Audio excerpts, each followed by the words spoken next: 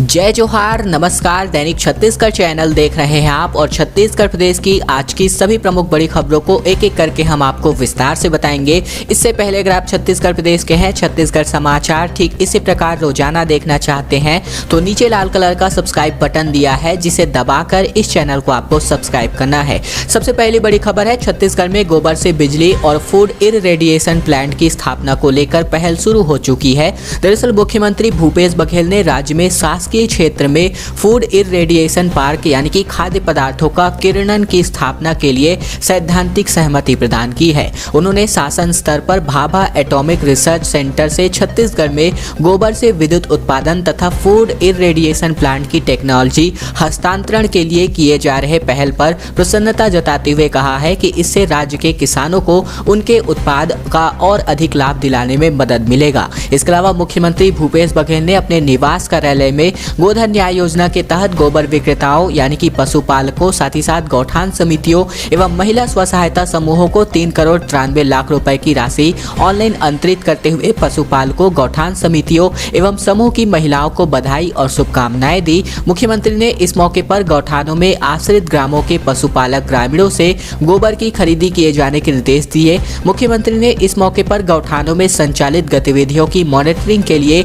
NIC द्वारा विकसित की गई गौठान मैप ऐप का भी शुभारंभ किया है।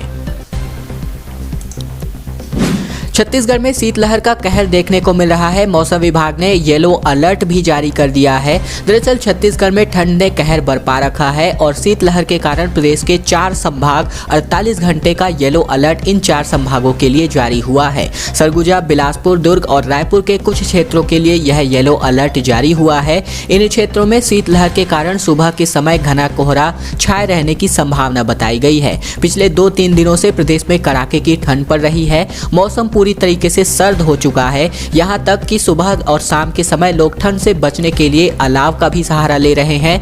मौसम विभाग रायपुर के मौसम विज्ञान केंद्र ने पूर्वानुमान जारी किया है और इस पूर्वानुमान के मुताबिक छत्तीसगढ़ के उत्तर और मध्य क्षेत्र में इलाके शीतलहर की चपेट में आ सकते हैं। इसके अलावा मौसम विज्ञान विभाग के अनुसार रायपुर में सोमवार का न्यूनतम तापमान 9.5 डिग्री सेल्सियस रहा, तो वहीं इसके पहले दिन लगभग 14.5 डिग्री सेल्सियस था। इसमें तकरीबन 3 से ज्यादा डिग्री की गिरावट देखी गई है।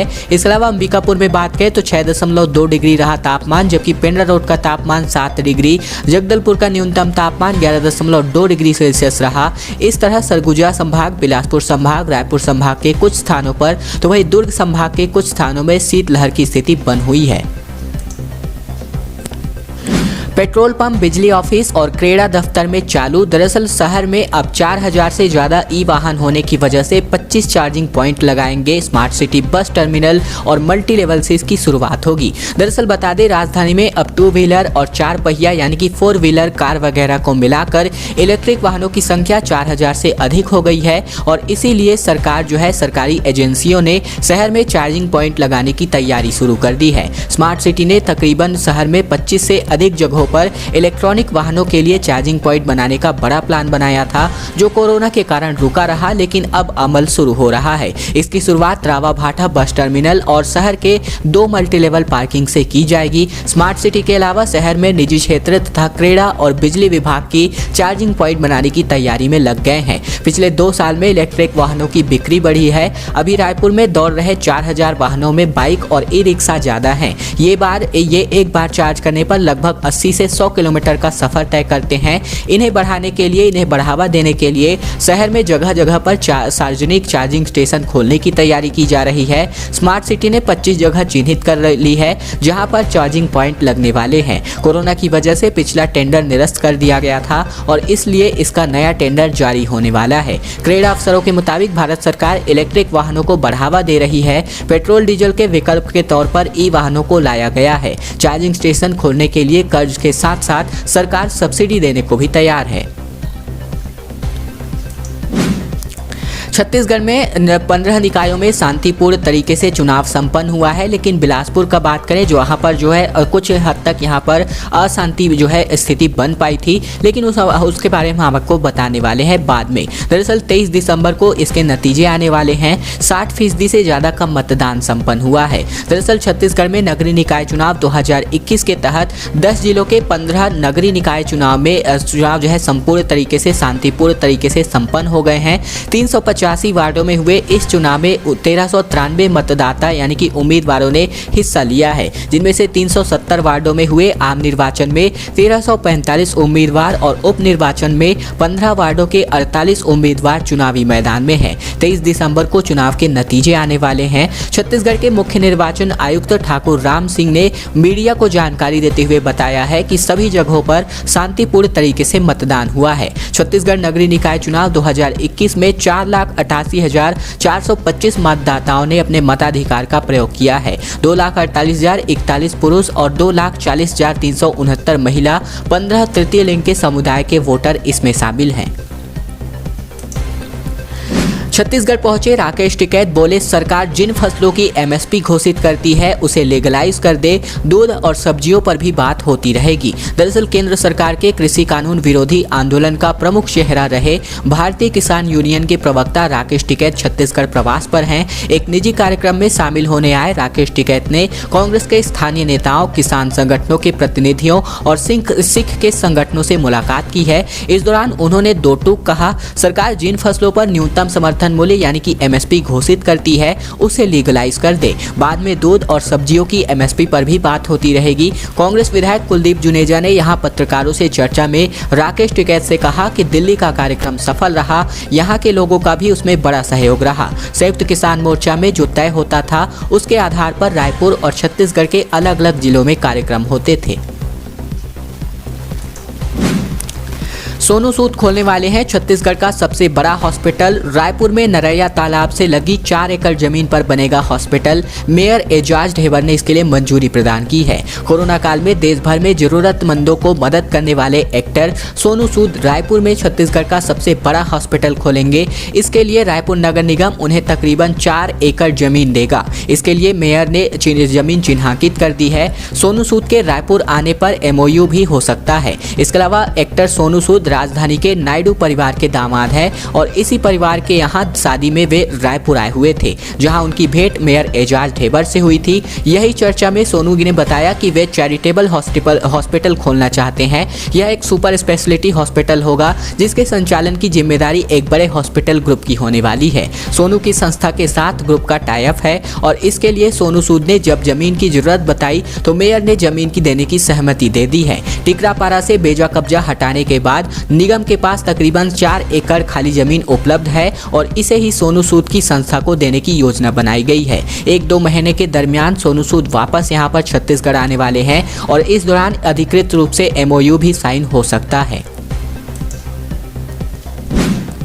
सहारा इंडिया के निवेशकों का मुद्दा लोकसभा में उठा, यानी कि कुल मिलाकर चिट फंड कंपनी के जो बात है वो यहां पर उठाई गई है संसद में। सांसद अरुण साव ने शीघ्र निराकरण की मांग रखी है। दरअसल बात करें सहारा इंडिया के निवेशकों और अभिकर्ताओं की समस्या का शीघ्र निराकरण करने की मांग सांसद अरुण साव ने लोकसभा में रखी है। सांसद साव ने लोकसभा में कहा कि मेरे लोकसभा के क्षेत्र बिलासपुर, मुंगेली, गौरेला पिंडरा, मरवाही जिला सहित संपूर्ण छत्तीसगढ़ राज्य एवं देश के लाखों लोगों ने अपनी गाढ़ी कमाई का पैसा विभिन्न योजनाओं में बच्चों की पढ़ाई, साथ ही साथ शादी ब्याह, रोजगार के विस्तार आदि के लिए जमा कराए थे, परंतु उन्होंने झांसे में आकर चिट फंड कंपनी में सारे पैसे दे दिए, जिसकी वजह से यहाँ पर जो इनका जो पैसे हैं वो यहाँ पर फंस गए हैं। परंतु आज भी वे अपने जमा पैसे को वापस प्राप्त करने के लिए दर दर की ठोकरें खाने को मजबूर हो रहे हैं। साथ ही हजारों की संख्या में अभिकर्ता भी बेरोजगार हो गए हैं। ज्ञातव्य हो कि जो चिट फंड कंपनी है वो लगातार 8 वर्षों से जारी है। सहारा और सेबी का विवाद लगातार 8 वर्षों से जारी है। ऐसे में सहारा के बैंक खाते फ्रीज रखे गए हैं। सहारा के सेबी खाते में लगभग 24,000 करोड़ की राशि जमा कर दिया गया है, किंतु निवेशकों को उनकी राशि का भुगतान नहीं हो पा रहा है, जिससे निवेशकों को बड़ी कठिनाइयों का सामना करना पड़ रहा है। साथ ही इस विवाद के कारण हजारों अभिकर्ताओं के सामने भी जीवन यापन का संकट खड़ा हुआ है। फिलहाल ये सभी बातें सांसद अरुण साव ने संसद में अपनी मांगों को उठाते हुए रखी हैं। आत्मानंद इंग्लिश मीडियम स्कूल में जो है भर्तियां निकाली गई हैं। 23 दिसंबर को यहां पर वॉक इन इंटरव्यू का आयोजन रखा गया है। दरअसल छत्तीसगढ़ सरकार राज्य के हर ब्लॉक में Swami Atmanand English medium school खोलने की तैयारी करने का फैसला किया है और खोला भी जा रहा है धीरे धीरे करके। इसी कड़ी में सूरजपुर जिले में भी राज्य सरकार ने Swami Atmanand English medium school संचालित कर रही है। यहाँ के Swami Atmanand English medium school में शिक्षक सहित अन्य पदों पर भर्तियां निकाली गई हैं। यदि आप एजुकेशन के क्षेत्र में अपना करियर बनाने की सोच रहे हैं तो सरकारी नौकरी पाने का ये सुनहरा अवसर है और यहाँ पर रिक्त पदों पर प्रतिनियुक्ति संविदा भर्ती हेतु वॉक इन इंटरव्यू के माध्यम से अभ्यर्थियों का चयन किया जाना है। इस हेतु इच्छुक आवेदक जो है 23 दिसंबर 2021 को निर्धारित प्रारूप में अपना आवेदन पत्र एवं समस्त प्रमाण पत्रों की मूल प्रति तथा एक सेट स्वयं सत्यापित प्रतिलिपि के साथ वॉक इन इंटरव्यू में शामिल हो सकते हैं। surajpur.nic.in पर भी आप इसकी जो है अधिसूचना देख सकते हैं। छत्तीसगढ़ में ओमिक्रॉन का संकट लगातार बरकरार है और इसी कड़ी में कनाडा से रायगढ़ आया शख्स कोरोना पॉजिटिव पाया गया है। विदेश से लौटे अब तक 6 लोग संक्रमित पाए गए हैं। दरअसल छत्तीसगढ़ में विदेशों से आवाजाही के बीच कोरोना संक्रमण के नए वेरिएंट ओमिक्रॉन के आशंका बरकरार है। रविवार को रायगढ़ में एक ऐसे व्यक्ति में कोरोना संक्रमण की पुष्टि हुई है जो कि हाल ही में कनाडा से लौटा है। स्वास्थ्य विभाग ने यह नमूना जीनोम सीक्वेंसिंग के लिए भुवनेश्वर भेजा है। प्रदेश में 27 नवंबर से 18 दिसंबर तक 1000 से अधिक लोगों की विदेश वापसी हो चुकी है। ऐसे में उनमें से 6 लोग में कोरोना का संक्रमण पाया गया है। बिलासपुर के 2 मुसाफिरों की जीनोम सीक्वेंसिंग रिपोर्ट भी आ गई है। उनमें ओमिक्रॉन वेरिएंट की मौजूदगी नहीं मिली है जो कि राहत वाली बात है, लेकिन अभी तक 4 नमूनों की रिपोर्ट का इंतजार है। प्रशासन का दावा है कि उन्होंने विदेशों से लौटे लोगों को होम क्वारंटीन कर दिया है। उनसे संपर्क में आए लोगों की भी जाँच की गई है। छत्तीसगढ़ में रविवार को 11,183 नमूनों की जाँच हुई। इनमें से 21 लोगों में कोरोना के संक्रमण की पुष्टि हुई है। इनमें से सबसे अधिक 9 मामले रायपुर से सामने आए। उसके बाद रायगढ़ से 5 और दुर्ग जिले से 3 नए मामलों की पुष्टि हुई है।